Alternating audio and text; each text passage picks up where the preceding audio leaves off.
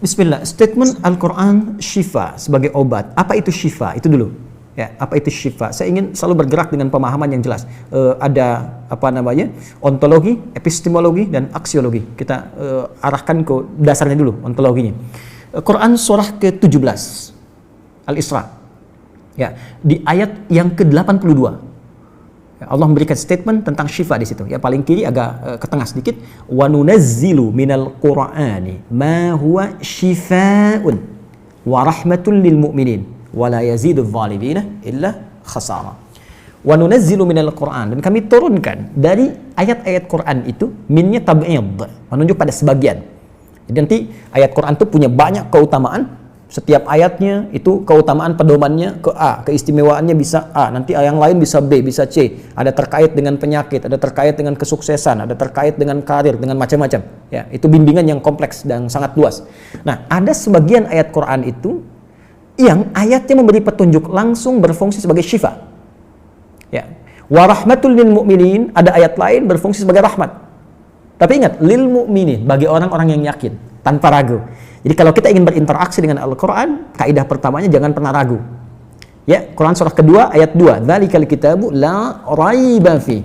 Semua isi Al-Quran akan jadi petunjuk hudan lil muttaqin, bagi orang takwa. Syaratnya la raiba fi. Jangan ragukan sedikit pun. Anda ragu, Anda tidak mendapat manfaatnya. Oke, sekarang kita kembali. Apa itu syifa? Syifa sering diterjemahkan dengan obat. Ya, penawar. Syifa sesungguhnya punya arti yang lebih luas. Ya, obat itu di dalam Al-Quran, bahasa diksi Al-Quran, juga hadis, bahkan standar bahasa Arab biasa, itu setidaknya punya dua ya, diksi dari dua kasus yang terjadi. Ya. Satu begini, jika penyakit ya, yang butuh obat, penyakitnya itu berupa penyakit fisik saja, secara fisikal. Misal, saya katakan misalnya sakit gigi, fisik ya, fisik saya yang kena. Kemudian sakit perut, sakit kepala. Itu penyakitnya disebut dengan daun. Daun. Oke? Penawarnya, obatnya disebut dengan dawaun. Ini. Baik kan? Ya. Karena itu ada kalimat begini yang disandarkan pada Nabi SAW, likulli da'in dawaun. Di setiap penyakit fisik itu mesti punya keyakinan pasti ada obatnya. Jelas ya? Nah, yang kedua, ada jenis penyakit terkait dengan fisik juga, tapi sudah melewati batas-batas dawa. Jadi ini menggunakan obat medis standar, ya, ini susah. Bahkan sebagian mengatakan, dokter mengatakan, wah ini nggak bisa nih, udah give up gitu kan? It's impossible, ini nggak mungkin, ya. Jadi sudah give up di sini, ini udah nggak memungkinkan. Nah. Atau yang kedua, penyakitnya tidak terkait dengan fisik secara langsung, tapi ada yang terkait dengan aspek-aspek psikal, ya. Secara psikologis, penyakit hati, iri hati, dengki, dan dendam, dan itu juga berpengaruh kepada fisik, tapi sudah melampaui batas fisik. Orang iri hati kan fisiknya terganggu, kayak enak makan, kan? Ya, pusing, tidur, bahkan tidur pun masih nggak enak, ngigonya juga masih dengki juga, gara-gara kamu nih tidur, masih keluar kalimat itu, ya, nggak enak kan? Dan nggak mungkin berobat mencari dawa, nggak mungkin. Ya, silahkan cek ke rumah sakit, ada poli dendam, poli iri hati, nggak mungkin. Ya, yang ada poli gigi, poli mata, kan? Ya, poli iri hati, poli dendam, nggak ada, poligami nggak ada di rumah sakit. Anda nggak mungkin menemukan itu. Ya, nah maka penyakit yang lebih lekat kepada aspek non fisik itu seringkali diistilahkan oleh Al-Quran dengan kata marad namanya, maradun. Ya, penyakit hati. Karena itu ketika Allah menyifati orang munafik yang hatinya bermasalah, Allah tidak menyebutkan kata daun, tapi menyebutkan kata marad. Silahkan cek di Quran surah kedua Al-Baqarah ayat 10. Fi qulubihim marad. Ya, di dalam hati mereka ada penyakit. Hati yang di sini bukan hati fisik ya. Ya, tapi sumber kehidupan kita. yang ditetapkan oleh roh. Nanti ketika fisik itu mulai sempurna selama 4 bulan jadi mudghah. Jadi kan ada 3 tahapan seperti kita ketahui, ya. Dari mulai di Al-Arba'in, kalau kita baca Al-Arba'in, Al-Imam An-Nawawi, hadis nomor yang keempat, ya, an Abdullah bin Mas'ud radhiyallahu ta'ala anhu qala qala Rasulullah sallallahu alaihi wasallam huwa as-sadiqul masduq inna ahadakum yujma'u fi batni ummihi 40 yawman nutfah. 40 hari pertama ya, itu baru berbentuk penyatuan, perpaduan antara spermatozoa dengan ovum, thumma yakunu alaihi 'alaqah, kemudian misla dzalika 'alaqah, 40 hari kedua berbentuk zigot yang telah menempel di dinding rahim, thumma yakunu misla dzalika mudghah, 40 hari ketiga berbentuk mudghah, daging keratan. Bahkan sudah jadi bahasa sekarang ya di masa kan bahasan janin ya, di kurikulum kedokteran saya lihat redaksinya sama, mudghah ya. Nah, dalam fase ini kemudian ditiupkan roh ya, wa yursalu alaihimul malak, alaihil malak, dan diutus malaikat, wa yu'maru bi katbi arba'in, dan diperintahkan menetapkan 4 hal. Nah, saat ditiupkan roh ini itu terjadi kemudian penyatuan antara fisik dengan roh. Itu ada di Quran surah ke-15 ya, ayat ke-28. Ya, wa idz qala rabbuka lil malaikati inni khaliqun basyaran min salsalin min hama'in masdun fa idza sawaituhu wa nafakhtu fihi min ruhi. Jadi roh masuk ke dalam jasad seseorang, ya, ke dalam fisik seseorang. Ketika sudah masuk, dia bisa bernafas, kan? Ada kehidupan, unsur kehidupan. Karena itu nafas terambil dari bahasa Al-Quran. Jadi begitu kemudian sudah masuk roh ke dalam jiwa, menjadi nafas namanya, berubah dari roh jadi nafas. Ya, maka dia membawa 2 potensi.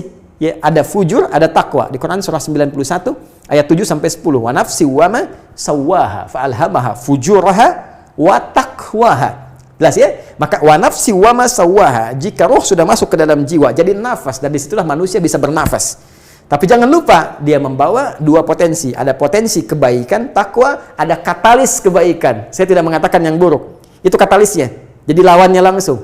Yaitu jujur lawannya dusta. Ya, marah lawannya sabar. Yang sabar itu takwa, jujur itu takwa. Yang marah, yang sombong, yang bohong itu namanya fujur, itu katalisnya. Di Allah menciptakan sifat marah bukan ingin membuat Anda pemarah, tapi ingin kemudian memacu supaya yang sabarnya muncul. Sebab kalau nggak ada marah, bagaimana bisa ada sabar? Itu cara membacanya. Nah, di sini terjadi pergolakan. Ya. Apa kaitannya dengan ini? Orang-orang yang tidak bisa mengendalikan sifat takwanya dan tidak menjadikan sifat fujurnya sebagai katalis, tapi diikuti menjadi dominan, maka jadi penyakit di hatinya. Itu yang disebutkan dengan marad namanya. Ya, itulah yang memunculkan penyakit riya, pamer, gitu kan? Sum'ah, ingin didengar orang, sombong turunannya, ya, kemudian dendam dan sebagainya. Ini marad. Marad ini dan penyakit yang sudah melewati batas fisik, kalaupun terkait dengan fisik, nggak ada obatnya dari dawa. Yang ada hanya syifa. Syifa. Maka jika ada orang tertentu yang terkena penyakit fisik yang sudah di luar batas dawa, yang medis misalnya udah nggak bisa nih, ini nggak mungkin, maka beralihlah dari dawa ke syifa. Ini yang pernah dilakukan oleh Nabi Ayyub alaihissalam. Ketika diuji dengan penyakit, Allah contohkan langsung supaya kita bisa meniru. Bukankah ayat ini turun ketika Nabi diuji dengan penyakit? Ya, supaya memohon kepada Allah. Jadi kan Nabi Ayub kan divonis dengan penyakit yang tidak pernah diderita oleh orang sebelum beliau, tidak akan dirasakan oleh orang setelahnya. Yang paling menarik apa yang dilakukan? Ketika semua mengatakan nggak mungkin, lalu turun kemudian gambaran dari Allah. Quran surah ke-21 ayat 83 sampai 84. Wa ayyuba, pakai fathah loh, bukan dhamma, bukan kasrah. Ya, fathah itu menunjukkan sesuatu di masa lalu untuk dibuka bagi orang di masa depan. Ya, fataha itu dibuka. Itu ilmu lughahnya. Saya spesialisasi di bahasa Arab. Jadi di antara makna itu fathah, kenapa ada fathah, ada dhamma, ada kasrah, itu ada maknanya. Wa ayyuba, dan kami buka kisah Ayub di masa lalu sebagai inspirasi untuk orang di masa depan. Idnada rabbahu anni masanni yadhurru wa anta arhamur rahimin. Ketika beliau mulai meninggalkan opini manusia dan mulai kembali kepada Allah dengan sangat kuat untuk spesifik memohon kesembuhannya. Ya Allah, penyakit ini sudah mengganggu saya. Untuk ibadah, itu poinnya. Untuk ibadah. Ya, ternyata kalau ingin disembuhkan dengan cepat, arahkan kesembuhan itu untuk niat kita beribadah. Kalau cuma pengen sembuh saja, jangankan Anda yang belum beriman pun kalau sakit pengen sembuh. Terus Anda tujuannya apa dari kesembuhan itu? Kalau cuma pengen minta dunia, apa dengan sakit belum cukup menjadikan Anda ingat Allah? Maka arahkan permohonan itu untuk kesembuhan supaya punya niat ibadah. Ya Allah, saya pengen sholat lagi. Ya Allah, saya pengen ke masjid lagi, pengen tahajud lagi. Mohon ya Allah, penyakit ini sudah mengganggu saya tahajud, saya pengen sholat lagi. Wa anta arhamur rahimin, sedangkan Engkau yang paling sayang kepada saya. Kalau yang Maha Penyayang saja tidak menyembuhkan saya, kepada siapa lagi saya mesti memohon? Nah, tahu apa yang terjadi? Begitu kalimat itu muncul dengan penuh kekuatan, keyakinan, visi yang benar, memanggil Allah dengan panggilan yang sangat halus, lembut, ya, terasa ke dalam jiwa, Maka jawabannya tidak menunggu lama. Fastajabna lahu fakashafna ma bi min dhurrin wa atainahu ahlahu wa mithlahu ma'ahum rahmatan min indina wa dzikra lil 'abidin. Lihat ujung ayatnya. Kami langsung sembuhkan penyakitnya. Kami singkapkan semua rasa sakitnya. Kami kembalikan semua yang dia rasakan rugi. Biaya obatnya diganti dengan rezeki yang lain, kesulitannya dihilangkan, datangkan dengan yang lebih baik. Dan yang paling dahsyat lihat ujung ayatnya. Wa dzikra lil 'abidin. Kami jadikan inspirasi, pengingat bagi hamba-hamba Allah yang soleh, yang diuji dengan penyakit yang serupa, maka amalkan amalan Ayub untuk mencari syifa. Ya, maka ini ikhtiarnya. Termasuk syifa, bisa mengobati penyakit hati. Nah, lalu sekarang apa terapannya? Karena disebutkan ada ayat-ayat Quran berfokus sebagai syifa. Ya, ini yang digunakan sebagai zikir diantaranya. Apa itu? Tadi saya sampaikan Al-Fatihah. Ya, itu lengkap. Al-Fatihah itu disebut syafiyah. Surah syafiyah, surat penyembuh.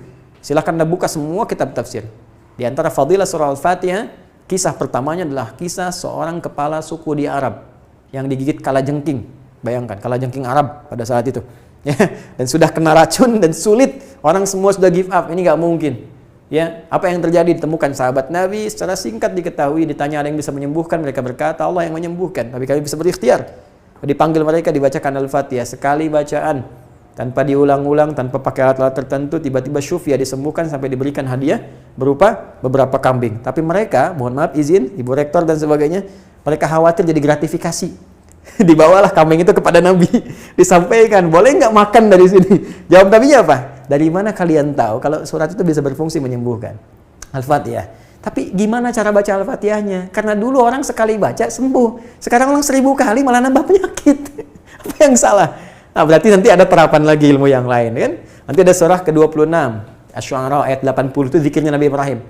Biasanya saya praktekkan ini, ya termasuk dengan kawan-kawan, saya suka sampaikan kalau ada yang dirasa-rasa sambil dipegang, sambil kembalikan kepada Allah, baca wa idza maridtu fahuwa yashfin. Kalau saya sakit pasti Allah sembuhkan, nggak mungkin dititipi penyakit kalau nggak ada hikmah di balik itu. Bisa pernah saya amalkan saat diundang saya ke Kalimantan untuk ceramah, tiba-tiba ceramahnya ba'da maghrib, sore hilang suara. Hilang. Sama sekali nggak ada.